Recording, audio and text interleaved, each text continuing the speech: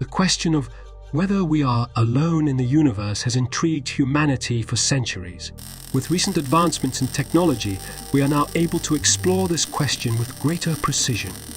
One of the most fascinating aspects of this search is the possibility of life on planets outside our solar system. If life exists elsewhere, the question arises, how advanced would their intelligence be, and would they be able to communicate with us? While extraterrestrial life has long been a staple of science fiction, there is growing evidence to suggest that alien life could actually exist. In fact, some claim that Earth may have already been visited by aliens. The US Navy has allegedly encountered alien life on numerous occasions, and there are even reports of extraterrestrial life on our own planet.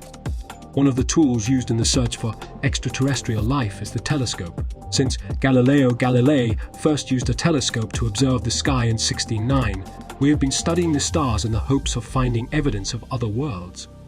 Today's telescopes are incredibly advanced, allowing us to view images up to 400 times their regular size.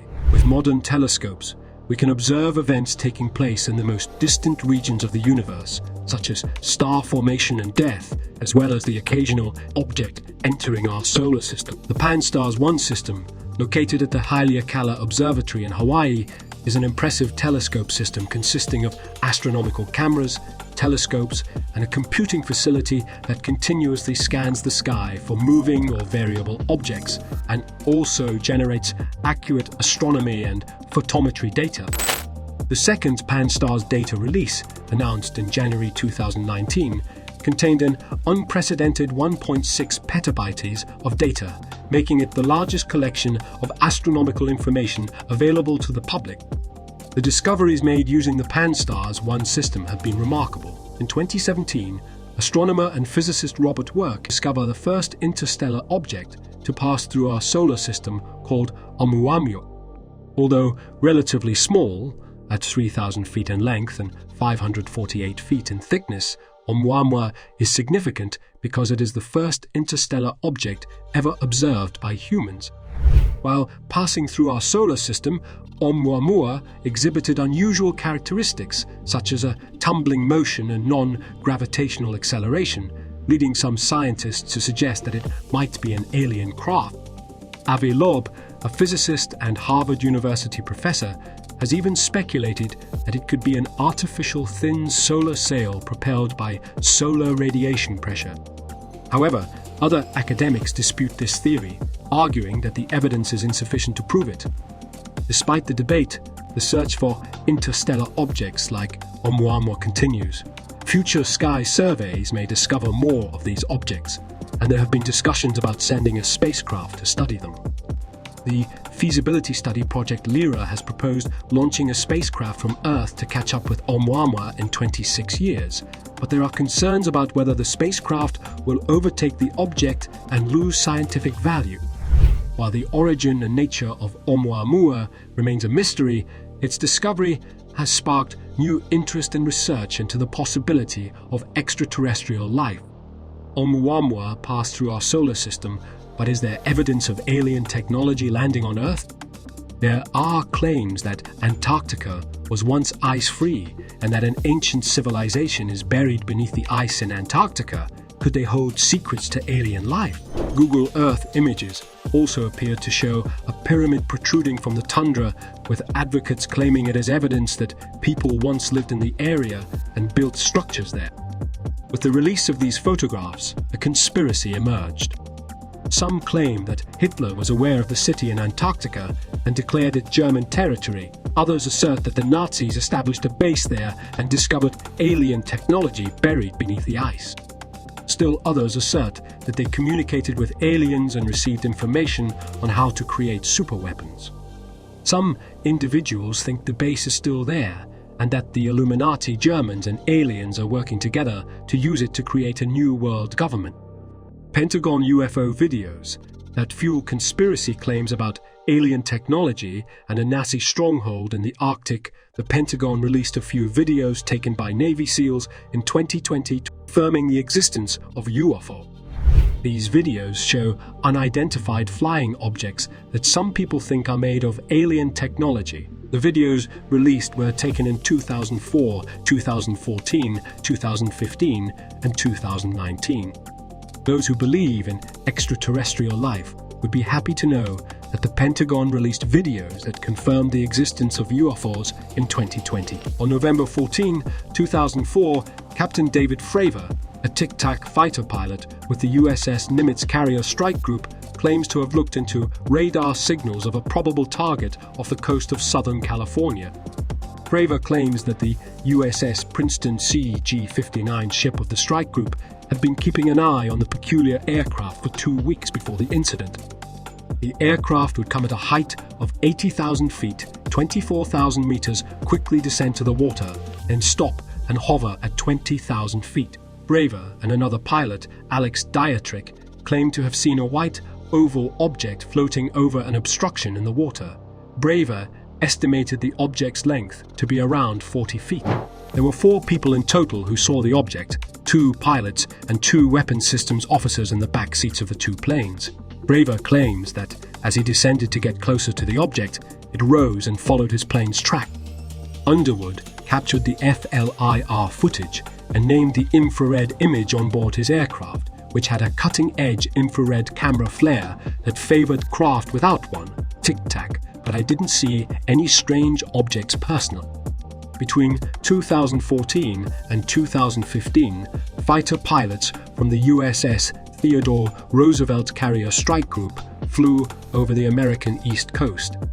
They recorded the gimbal and go fast movies at the time, and at this period they reported instrument detections of unknown flying objects, as they reported on the encounters on December 16, 2017, the New York Times released 2 films named Flare and Gimbal. These videos showed unidentified flying objects, sparking debates among UFO researchers and the general public.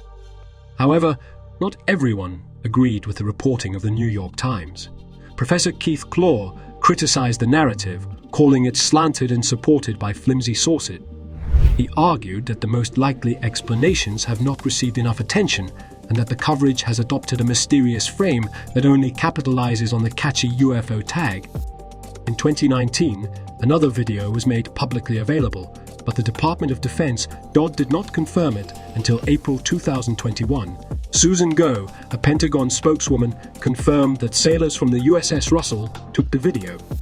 The footage shows an unknown triangular object in the sky, but whether it is a UFO remains a matter of debate. Although the DOD designated these recordings as unidentified, skeptics argue that the instruments on the plane could have malfunctioned, or the objects may appear strange to us due to a human observational illusion called parallax, which distorts the way we perceive objects. Despite assertions that the videos demonstrate evidence of extraterrestrial life, not all members of the public concur. Matthew Gault claimed that the current situation follows a pattern where someone observes something strange in the sky, and the general public draws a hasty conclusion. However, UFO sightings are not limited to the United States. On September 16, at approximately 10 a.m., 62 students from the primary school in Zimbabwe claimed to have seen a silver craft resembling a UFO-E. The students, ranging in age from 6 to 12 at the time, reported that the craft descended on a field near the school while their teachers were in a meeting. To their surprise, one or more creatures emerged from the craft and communicate telepathically with the children about protecting the environment. Interestingly, 2 days prior to this event, numerous reports of UFO sightings were made in southern Africa. Although the students initially reported the sighting to their teachers, who dismissed it, they later informed their parents, who then approached the school staff to discuss the incident. On September 19, BBC Zimbabwe correspondent Tim Leach visited the school to conduct interviews with the faculty and pupils. Leach claimed that, while I could manage war zones, I was unable to manage this author. When Cynthia Hyde visited the school on September 20, she spoke with a few of the students and asked them to draw what they had seen. She claimed that all of the students had told her the same story. Australian school citing the sighting in an Australian school occurred at around 11 a.m. on April 6. Students and one instructor from a high school in the West reported seeing a flying object that was characterized as grey, silver-green, and saucer-shaped. The thing flew over the school before vanishing behind some woods and reappearing. Author Keith Basterfield claimed that what the school had observed was a balloon blown off course from the Highball High Altitude Balloon Project. In the aftermath of the British nuclear tests at Maralinga, balloons were used to monitor radiation levels. However, 20 minutes after the balloons were released, they were pursued by 5 other aircraft. This incident has been the subject of much speculation and debate, with some suggesting that it was a UFO sighting. Another notable case of UFO sightings occurred in 1977 during Operation Prato in Polaris, Brazil. The Brazilian Air Force launched Operation Saucer, led by Captain I-Range Bolivar Soares, in response to reports of UFO sightings and claims by residents of the area that they had developed scars on their bodies due to lights in the sky. However, despite the operation continuing until no anomalous activity was found, and it was ultimately shut down. 20 years after the operation, Captain Soares was found dead in his home, having apparently hung himself using the belt of his bathrobe. This sparked the curiosity of conspiracy theorists, with some suggesting that his death was connected to the UFO sightings and Operation Saucer. There have been claims that caused harm, such as the lights from UFOs, allegedly killing victims and causing microwave radiation, like effects on the bodies of some who study UFOs. However, there is no conclusive evidence to support these claims. What do you think of these sightings? Do you believe in the possibility of visitors from other planets? Let us know in the comments below, and don't forget to like this video. Also, be sure to subscribe to our channel for more updates on this topic.